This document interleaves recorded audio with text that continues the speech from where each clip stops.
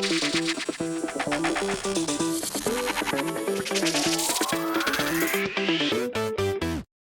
Chicago Bears got some major right guard help by signing Michael Schofield, right guard, from the Los Angeles Chargers. What's going on, guys? I'm back with another Chicago Bears offseason update video. Training camp is approaching in just a few days, so as always, subscribe to my channel if you guys want all the latest breakdowns on Bears training camp, what's happening, all that good stuff. And in today's video, I'll be talking about a very important and underrated signing that the Chicago Bears have just made today. And honestly, I think this is going to be our starter at right guard. We have signed Michael Schofield to a one-year deal. I'm not really sure how much the contract value is right now, but I'm assuming it's going to be a very cheap deal, right? I mean, this late in free agency, you're not going to be signing for a whole lot of money. So I'm thinking max, what, 3-4 million for the year, and that's at the very max. So not that much risk, not that much, investment into this guy. But guys, at this stage of free agency, this is such a good pickup for the Chicago Bears. Michael Schofield is no all-pro. He's not like an elite offensive lineman, obviously, but he is more than serviceable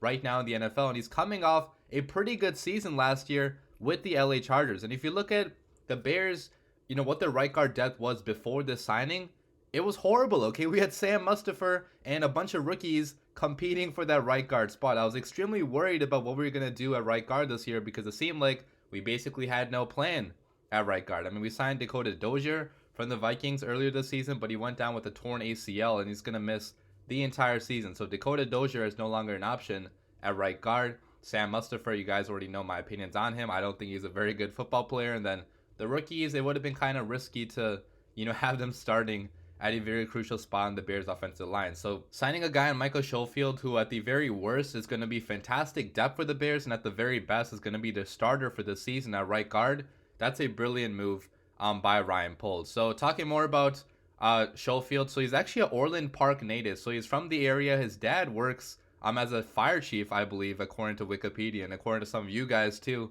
talking with some of my subscribers last night, and they said that they know the Schofield family, and they've talked with him, so that's pretty cool. But he was drafted by the Broncos back in 2015 in the 3rd round. He's been in the NFL for 8 years now. Last year he was with the LA Chargers, where he started 12 games for them. He's played both tackle and guard in his career, a lot more guard though for the most part, and he's going to be a guard for the Chicago Bears most likely, right? Because we have a big need at right guard, and he is getting up there in age. Obviously he's 31 years old, so he is an aging veteran, but at this point, guys, the Chicago Bears need a couple more players like this, guys that have experience, guys that have done it before, guys that have produced in this league, because you have, Justin Fields, your prized franchise quarterback, behind this offensive line. You don't want him to get hurt while you're trying to develop, young players on the offensive line. We still have a lot of young players on the offensive line, especially at the tackle spots, but, now our interior is actually full of veterans, right? We have Lucas Patrick at center, who's been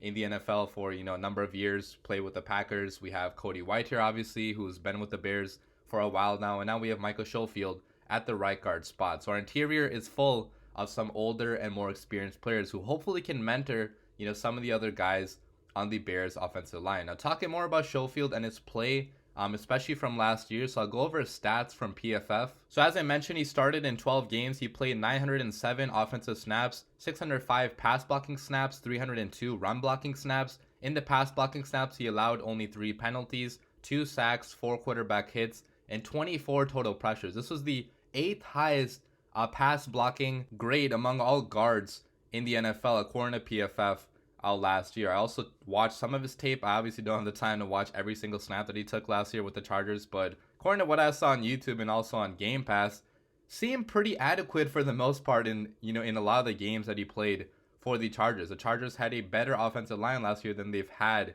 in years prior, and Schofield was pretty good for them, especially in pass protection. He's not the best run blocker, at least not as good there as he is in pass protection, but honestly, I'm fine with that, guys. Okay, obviously, we need to protect Justin Fields as well. I know we're going to be running the football a lot, but I feel like the rest of our offensive linemen are better at run blocking than they are at pass protecting. So getting a, offensive lineman that's better at pass protecting, that's a good mix to add to this offensive line. And guys, also compared to James Daniels, Michael Schofield actually had a better season last year in pass protection. Okay, if I read you guys both of their stats, I'll put them on the screen right now, but you can see James Daniels, he took 701 pass blocking snaps, had 9 penalties, 3 sacks allowed, and 40 total pressures allowed. And you can see Schofield's stats are a lot better than that. He did have 100 less pass blocking snaps, but still, on a per snap basis, he was much better in pass protecting. Not as good in run blocking, obviously, which is, a downside. But guys, James Daniels went for a lot of money to the Pittsburgh Steelers. So getting a very cheap veteran option in Schofield, I think that makes a lot more sense than extending James Daniels would have made, right? Because James Daniels is not an elite football player. I know he's pretty young, he's still getting better, but if you're not elite or really good at what you do, especially at the guard position, which is pretty replaceable position in the NFL, you should probably go with a cheaper and maybe even a veteran option, right? A guy that's already had experience, a guy that was available this late in free agency for a fantastic price to the Chicago Bears, and a guy that, will definitely represent an upgrade to what the Bears had before. So overall, guys, this move makes a lot of sense. He also played before in the same type of system that, Luke Getsy is going to run here, the Shanahan style of offense. Back in 2015, he played under Gary Kubiak, who was the head coach that year for the Denver Broncos. He was a part of why Schofield even ended up with the Broncos. Gary Kubiak obviously liked him there, and he had a fantastic season that year, guys, during his rookie year in the Shanahan wide zone, style system. And he's going to be returning to that system this year under Luke Getsy. I do want to read you guys some measurables for him as well. So he's 6'7", weighs 304 pounds, so definitely a tall, really big guy.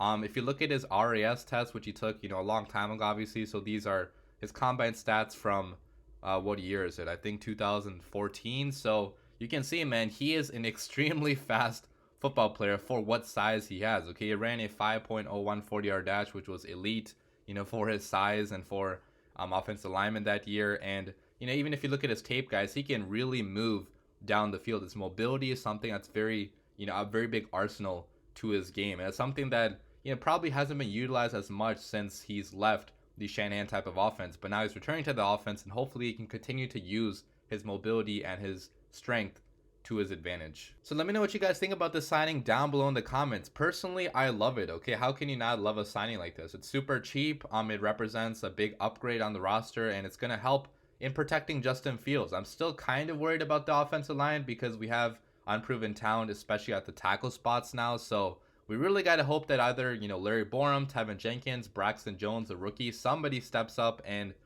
gives good level play to the Chicago Bears on this offensive line, because otherwise we might struggle a little bit at the tackle spots. But our interior has the potential to be pretty solid this year. Okay, if Cody Whitehair can have a bounce back year, he did not have a good season last year, so hopefully he returns to, his earlier Bears career form. Lucas Patrick, the limited snaps he got with the Packers, he was really good for them, especially in run blocking. So not too worried about Lucas Patrick. I think he should be an upgrade at center, especially over Sam Mustipher, who was our center for the last 2 years. And Schofield, as you guys have seen in this video, he's a more than capable starting right guard for us. So good signing, guys. Let me know what you guys think down below in the comments. But as always, bear down.